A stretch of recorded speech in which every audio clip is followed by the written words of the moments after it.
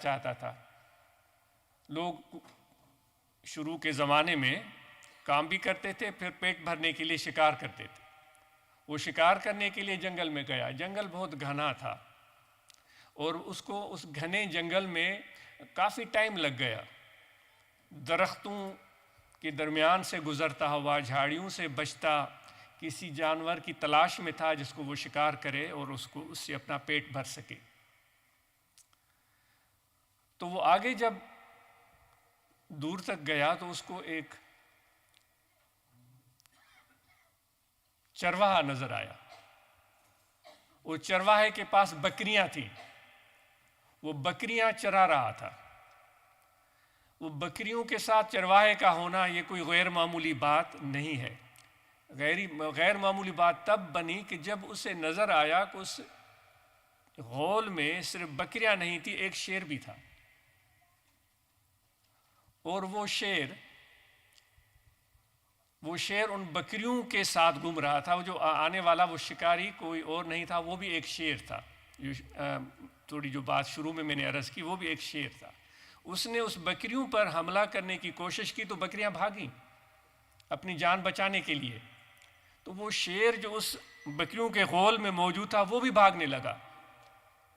تو یہ جو شیر ان بکریوں کو پھاڑنا چاہتا تھا، شکار کرنا چاہ رہا تھا، تو اپنے جیسے شیر کو دیکھ کر کہ وہ بھی بکریوں کی طرح ڈرپوک اور بزدل بن کر بھاگ رہا ہے، تو اس کو حیرت ہوئی کہ شیر کی یہ وصف نہیں ہے کہ ڈر کر بھاگے۔ تو بڑی کوشش اور دوڑ کے بعد وہ اس شیر تک پہنچ پایا اور اس شیر کے قریب جا کر کہنے لگا، تم کیوں بھاگ رہے ہو؟ یہ تو بکریاں ہیں، یہ تو شکار بنتی رہتی ہیں، تم کیوں بھاگ رہے ہو؟ اس شیر نے کہا، میں بھی بکری ہوں، میں بھی بکری ہوں۔ شیر نے کہا کہ تم کیسے بکری ہو؟ کیونکہ وہ صرف بکری کو ہی دیکھ رہا تھا۔ اس نے کہا، انہی کی طرح میرے 4 پاؤں ہیں، انہی کی طرح میرے 2 کان بھی ہیں، میں بھی انہی کی طرح رہتا ہوں، انہی کی طرح پھرتا ہوں، انہی کی طرح بھاگتا ہوں، میں بکری ہوں۔ شیر نے کہا، تم بکری نہیں ہو، تم مجھ جیسے شیر ہو۔ اس نے کہا، نہیں، تم تو بڑے خطرناک جانور ہو، ہم بکریوں کو کھا جاتے ہو، ہمارا شکار کرتے ہو، بڑی مشکل سے ہم تم سے جان بچاتے ہیں۔ اس نے کہا، نہیں، تم بکری نہیں ہو، وہ سب بکریاں ہیں، تم بکری نہیں ہو۔ لیکن وہ شیر مان کے نہیں دے رہا تھا، وہ بکری نہیں ہے، وہ شیر ہے۔ تو شیر نے اس کو کہا کہ ذرا تھوڑا میرے ساتھ چلو۔ بڑی مشکل سے اس کو اپنے ساتھ لے کر گیا۔ وہ ایک کنویں کے اوپر جا کر پہنچے جس میں پانی تھا۔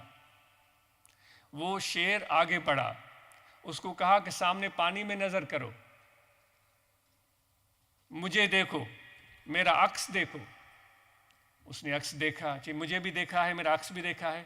اس نے کہا، میں نے دیکھا، بالکل سیم ہے، جس طرح تمہاری بڑے بڑے بال ہیں چہرے کے آس پاس، تمہارے کان ہیں اور تمہارے بڑے بڑے دانت ہیں اور بڑی بڑی چمکتی ہوئی آنکھیں، وہ نظر آ رہی ہیں پانی میں، بالکل۔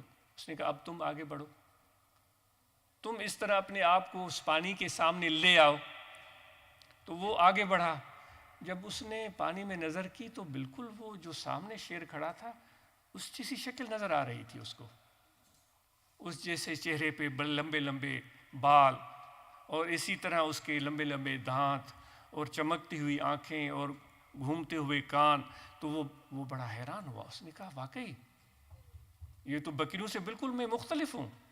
تو اس نے کہا، یہی تو میں تمہیں بات بتانا چاہ رہا تھا، آؤ میرے ساتھ۔ پھر اس کو لے کر کے آیا جنگل میں، سامنے کوئی ہرن کھڑا تھا۔ اس نے کہا، اب مجھے دیکھو میں کیا کرتا ہوں۔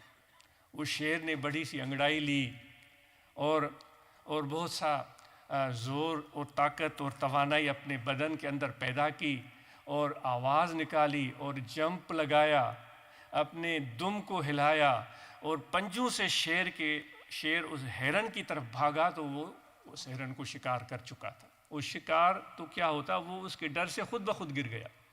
تو اس نے کہا، اب تمہاری باری ہے۔ یہ کتنا مرحلے وہ اس کو طے کرا رہا ہے۔ پھر دوبارہ اس کو کسی جانور کے سامنے لے گیا، اس کو کہا، تم بھی اسی طرح کرو۔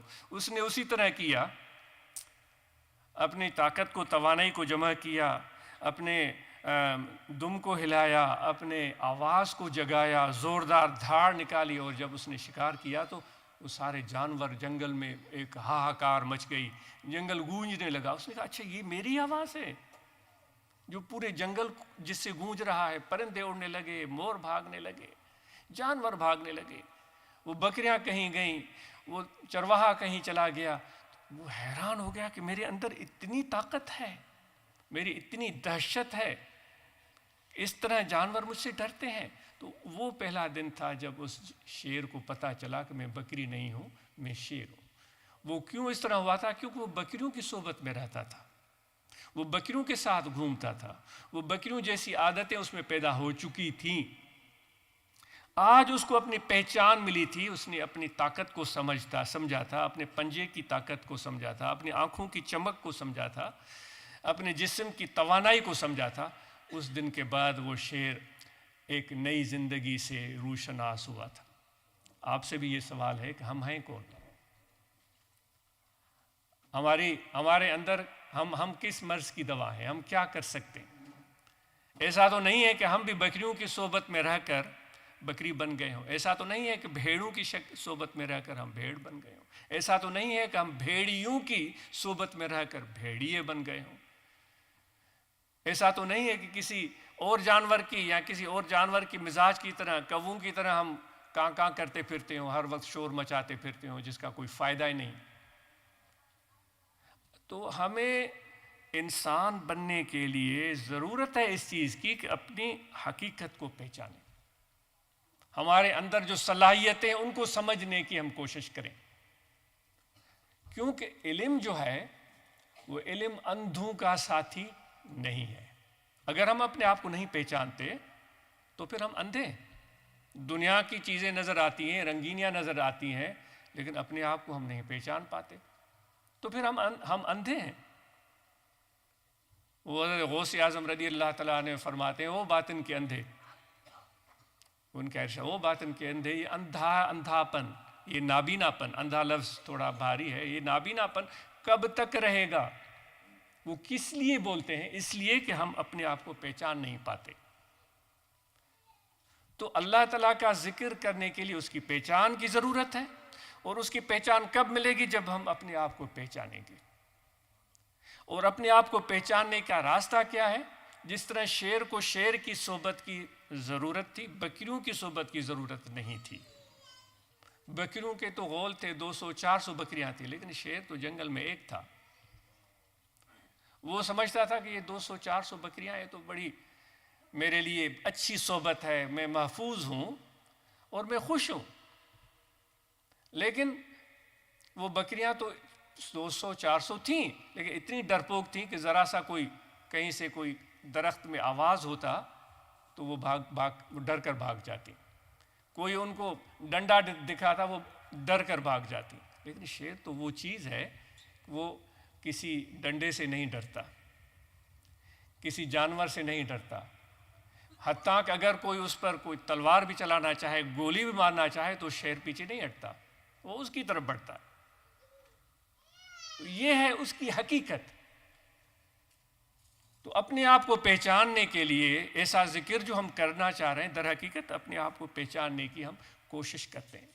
ابھی جو بات ہو رہی تھی، جعفر صادق آپ کو بتا رہے تھے کہ وہ ہاتھی کا مثال، مولانا رومی رحمۃ اللہ علیہ فرماتے ہیں کہ ایک بادشاہ تھا، وہی کہانی کہ وہ بادشاہ تھا، وہ بڑے وفد کے ساتھ کسی بڑے گاؤں کے باہر اس نے کیمپ لگایا. وزیر، مشیر، امیر سب لوگ تھے، بڑا کیمپ لگا اور اس میں گھوڑے بھی تھے، سپاہی بھی تھے، فوجی بھی تھے. وہ اتفاق سے ہاتھی بھی لے کر آئے تھے. بادشاہ ہاتھی کو اس لیے لے جاتا تھا کہ کسی جنگ میں اس لیے لے جاتا تھا کہ تاکہ لوگوں پر ڈر ہو، وہ ڈر جائیں اور وہ اس کو اپنی فتح اور کامیابی کے لیے ہاتھی کا دکھاوا کرتا تھا. سامنے کی فوج کے سامنے اس ہاتھی کا دکھاوا کرتا تھا. لیکن اتفاق سے اس دن وہ ہاتھی کو لے آیا تو اس پورے گاؤں میں ہاہاکار مچ گئی کہ بھئی ہاتھی آیا. ان لوگوں نے ہاتھی دیکھا ہی نہیں تھا. تو اس گاؤں کے ایک چھوٹے کونے میں نابینا لوگوں کی ایک کمیونٹی رہتی تھی، سب نابینا تھے.